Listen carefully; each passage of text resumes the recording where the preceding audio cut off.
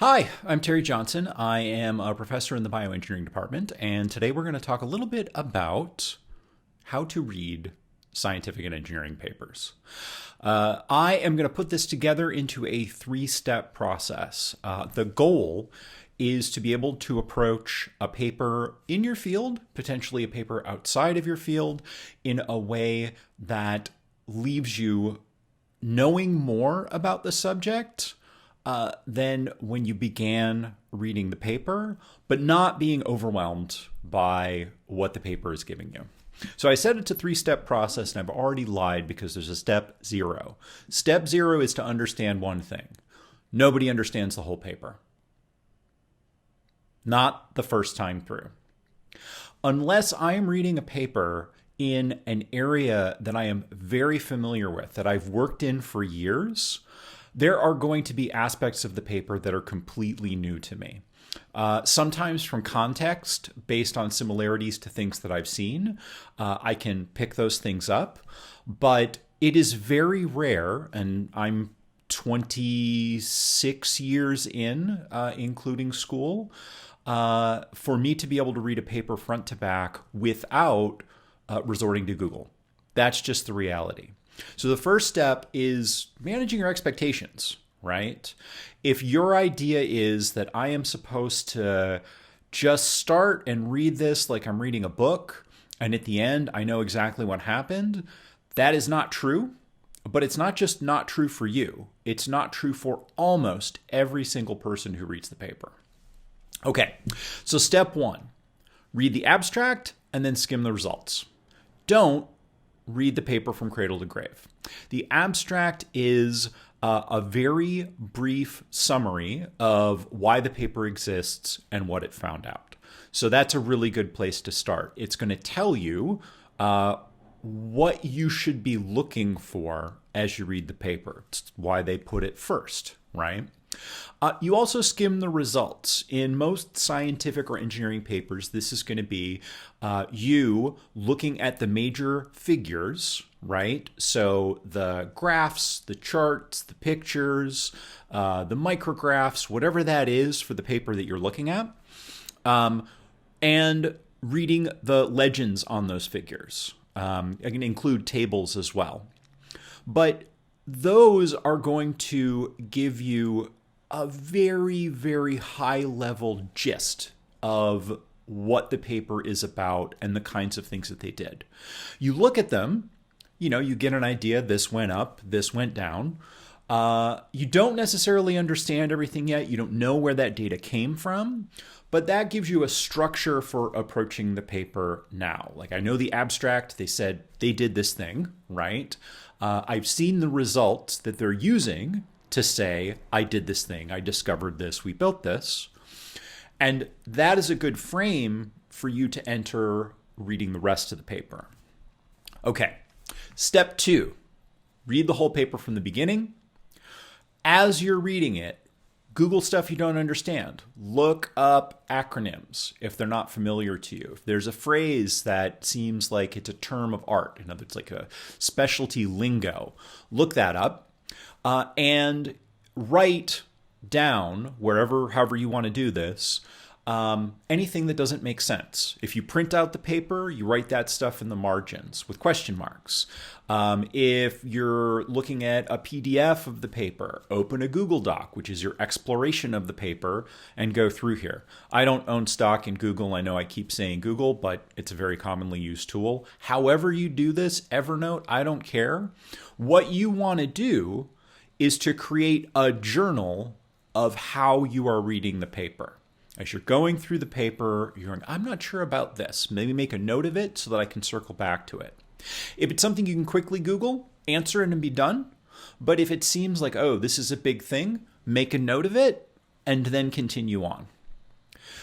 When you're reading the paper, you want to focus on what each part of the paper is designed to tell you.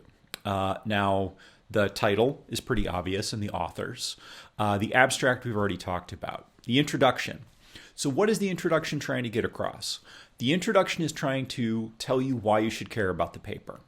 It's going to say, this is what we know. this is what we don't know, and this is why we want to know it. Or more of an engineering structure. This is a big problem. This is why it's not solved with current technologies. This is why it could be solved with the technology that we're developing in this paper, right?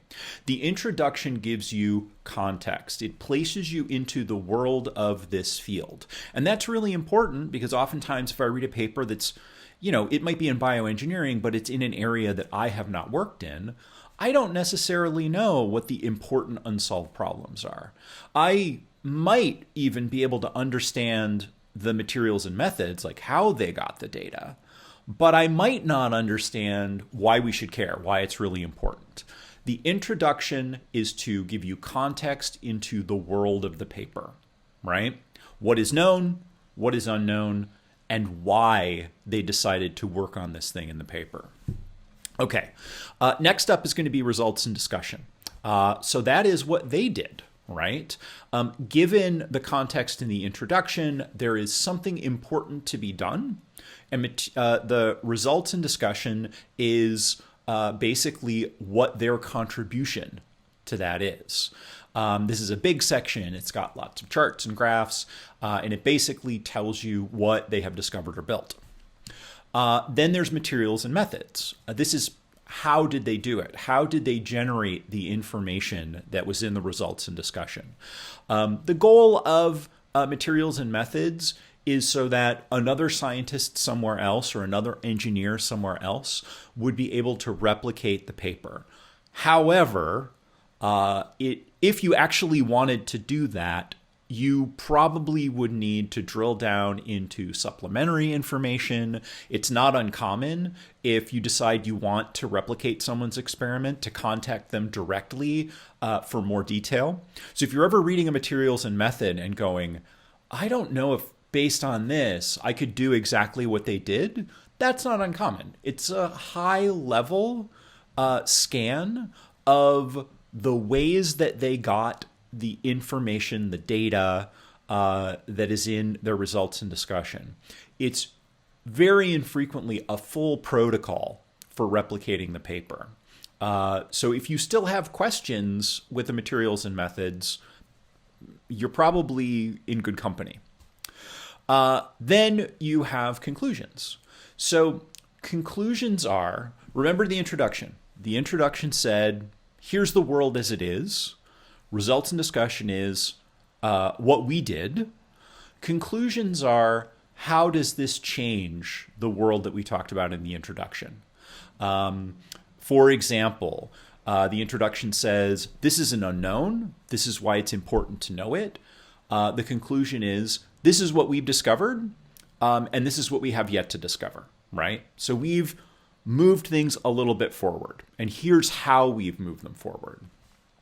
If it was talking about the introduction, this is a very important problem that is poorly solved by the technologies that exist.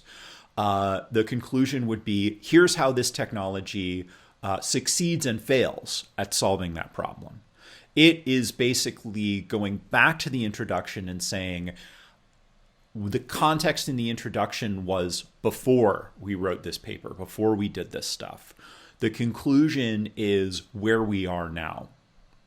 Now there's going to be stuff like works cited and the potentially appendices or supplementary information, and those like may or may not be important.